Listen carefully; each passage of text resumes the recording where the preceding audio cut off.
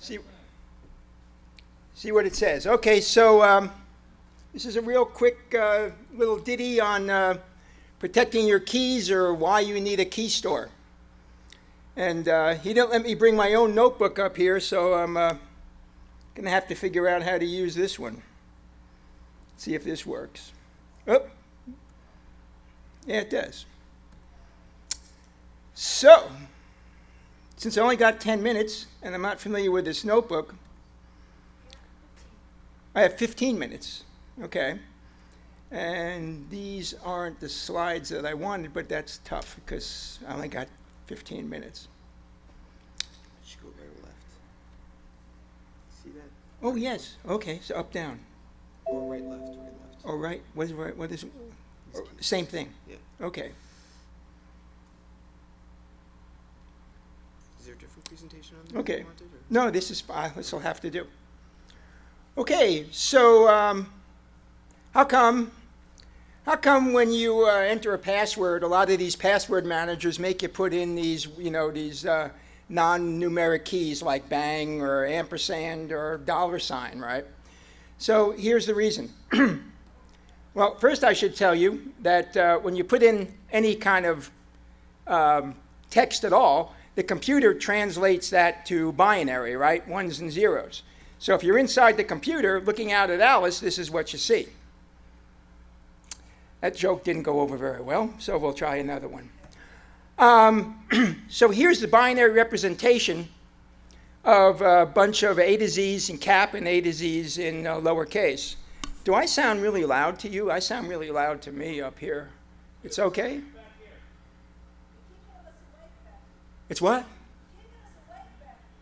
Oh, I'm sorry. I'll step away from the mic and talk a little lower. Yeah, you guys can all go back to sleep and only people in the front will hear me now, right? So if we take the word secret, okay, that's right there in the bottom of the screen, S-E-C-R-E-T, and we look at the binary representation for those characters, here's what we see. What pattern, if any, do you immediately discern from those characters? Well, let's see if it's on the next slide. The pattern is, if you'll note, that the first number is always a 0. The second number is always a 1.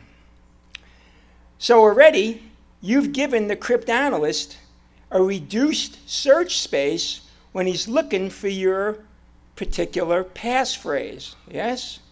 That's not good, folks. Because not only have we reduced it, if it's an 8-bit password, each time the cryptanalyst knows a particular number has to be something, you divide by 2. So in this case, we're really restricting the cryptanalysts. We're saying, hey, you don't have to search through all numbers from 0 to blah. I'm telling you that you can skip a whole bunch of numbers if that particular character uses an English letter from A to Z cap or A to Z small. This is a big, big deal. And this is the reason why a lot of password managers say, hey, put something in, that's not A to Z. I'm going backwards. I've got to go forwards. Okay. So here's a good example. Here's secret key in binary. Normally, the cryptanalyst would have to start at 1. Can you still hear me? Normally, he has to start up here and go, okay, I got to search through the entire space of all numbers from all zeros to all ones. That's what he's got to do to find your particular representation of your secret key. By only using letters, A to Z, cap, and lowercase, you're saying to him, hey, forget this.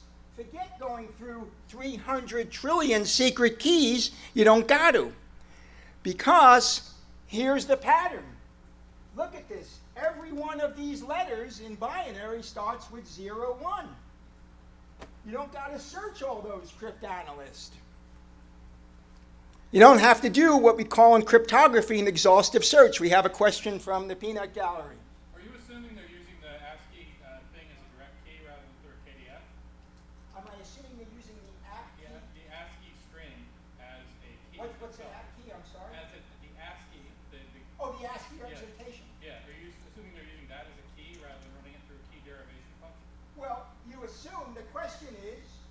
I'll go back to the mic.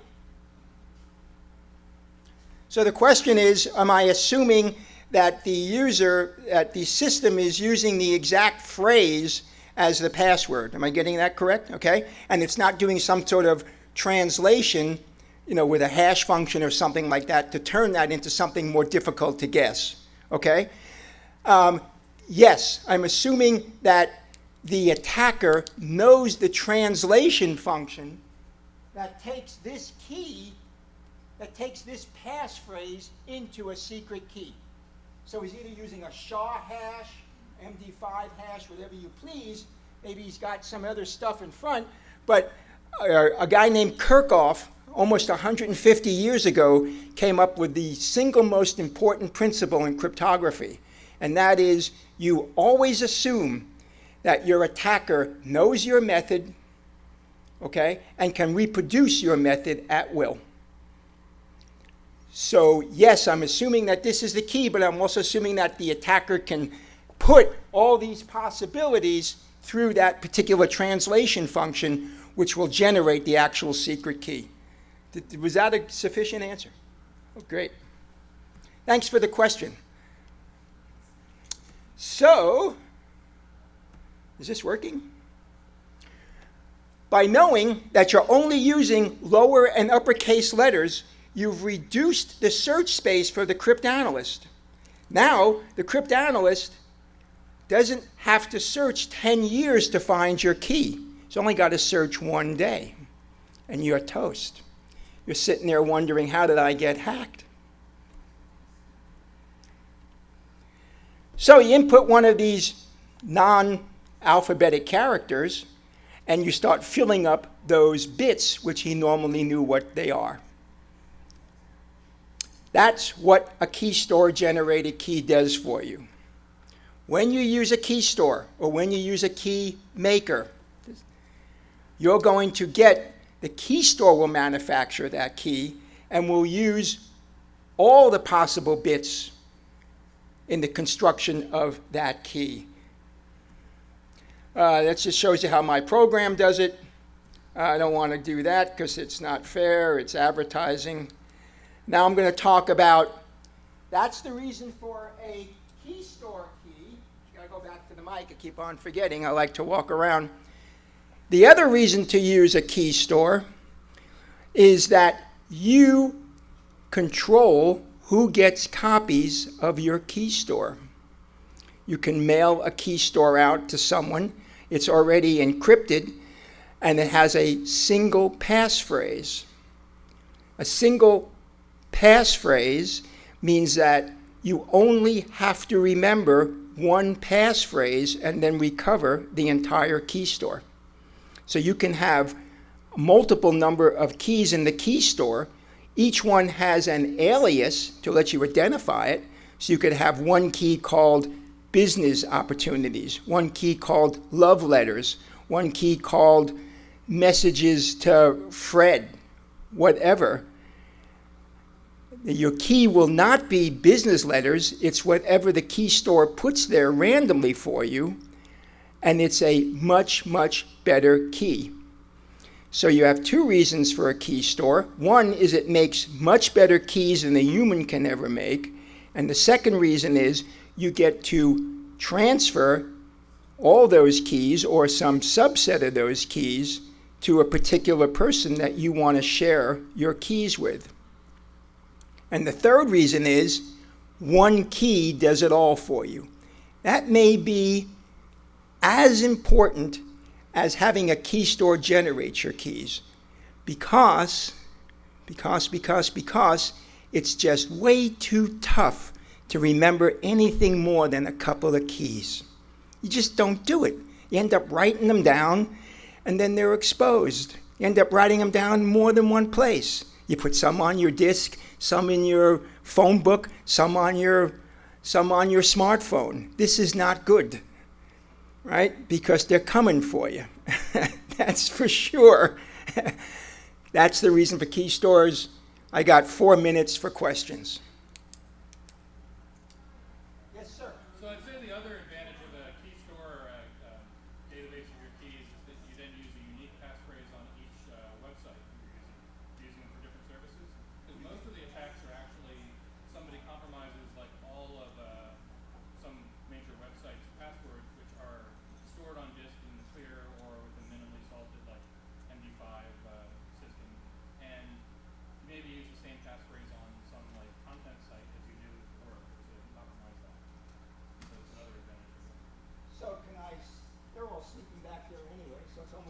you and me, and there's two people up here, and she's just telling me I got 5 minutes, so I'll just talk to you folks. Well, are you listening, actually? I'll go back to the mic, my apologies. Back there, they're just talking, having a good time, which is what these conferences are about, right?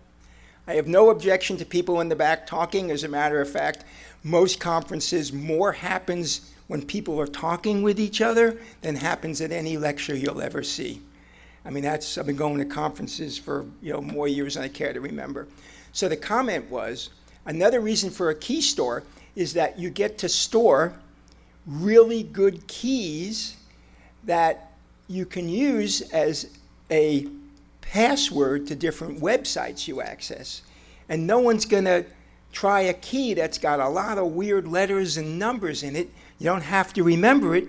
You have your Keystore alias, which says something like password to eBay or password to Amazon, and then a really strange looking key pops up, which, not that no one's going to guess, but the idea in cryptography is to make it just tough for your attacker. And you don't want to be one of the low-hanging pieces of fruit that these harvesting programs come along and just grab the easy stuff. So that's the reason. And I'm done with 2 minutes to spare, and that's enough time usually to get away.